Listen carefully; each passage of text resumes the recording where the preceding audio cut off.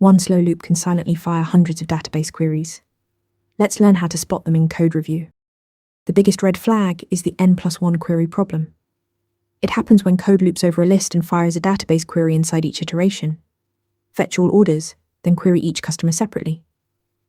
That's one query plus n more, one per row. A single page load silently becomes hundreds of round trips.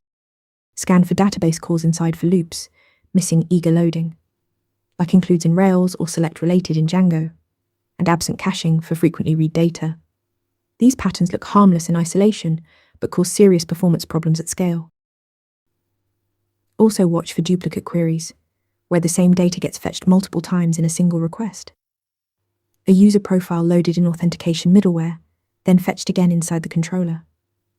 Memoization or a request-scoped cache eliminates this waste entirely. To confirm your suspicions, use tools.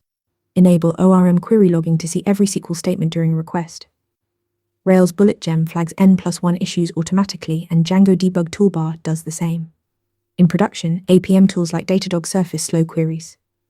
For deep diagnosis, run explain to catch missing indexes and full table scans. Unnecessary queries hide in loops and duplicate fetches.